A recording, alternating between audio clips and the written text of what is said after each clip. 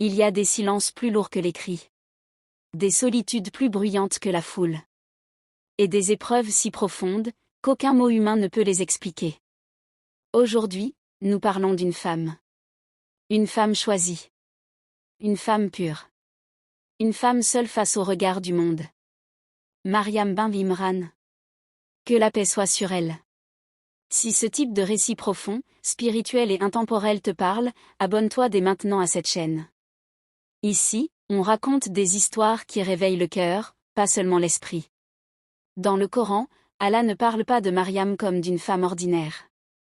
Ô Mariam, certes Allah t'a élue, purifiée et choisie au-dessus des femmes des mondes. Sourate Al-Imran, 42. Elle n'était pas reine. Elle n'était pas riche. Elle n'était pas célèbre. Mais elle était proche d'Allah. Mariam a grandi dans la dévotion, loin du bruit du monde. Pendant que d'autres cherchaient l'attention, elle cherchait la présence divine. Pendant que d'autres parlaient, elle priait. Déjà ici, une première leçon. La grandeur ne commence pas devant les gens, mais dans la discrétion avec Allah. Mariam aimait la solitude. Non pas par fuite, mais par élévation. Elle s'isolait pour adorer Allah. Et c'est dans cette solitude qu'Allah l'a éprouvée. Car souvent, l'épreuve arrive quand personne ne regarde. Quand personne ne peut nous défendre. Quand il ne reste que toi, et Dieu. Un jour, l'ange Jibril, AS, lui apparaît. Pas pour la punir. Mais pour lui annoncer une mission. Et là, tout bascule. Mariam apprend qu'elle portera un enfant. Sans mari. Sans explication humaine. Sans défense sociale. Imagine un instant. Une femme pure. Dans une société stricte. Face à une grossesse inexpliquée. Mariam ne demande pas. Que vont dire les gens? Elle demande. Comment cela est-il possible? Sa foi passe avant sa réputation. Allah lui répond. Cela est facile pour moi. Et ici, une vérité douloureuse. Allah peut t'élever par une épreuve que les gens utiliseront pour te détruire. Mariam s'éloigne. Elle s'isole encore plus. Cette fois, ce n'est plus une solitude choisie. C'est une solitude imposée. Elle accouche seule. Sous un palmier. Épuisée. Brisée. Elle dit même. Que je fusse morte avant cela. Oui.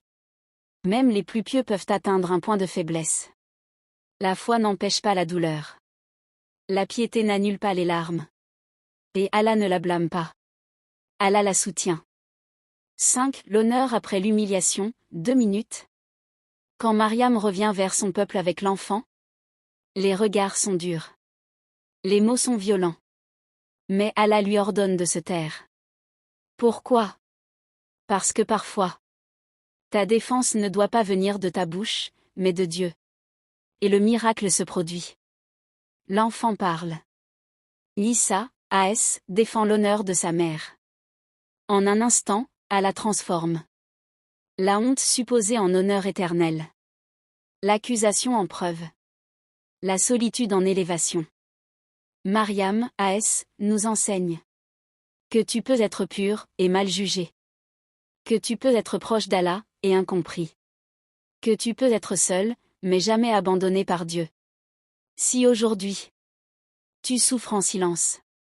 Tu es jugé injustement. Tu vis une épreuve que personne ne comprend. Alors rappelle-toi Mariam. Allah voit ce que les gens ignorent. Allah honore ceux qui patientent. Mariam, AS, n'a pas cherché la lumière. Mais Allah l'a rendue éternelle. Son nom est récité jusqu'à la fin des temps. Son histoire apaise les cœurs brisés. Son épreuve donne sens à nos douleurs. Si cette histoire t'a touché, si elle t'a rappelé Allah, alors abonne-toi à cette chaîne. Ici, nous racontons les histoires que le monde oublie. Mais que l'âme reconnaît. Et rappelle-toi. Ce que tu vis aujourd'hui peut être ton honneur de demain.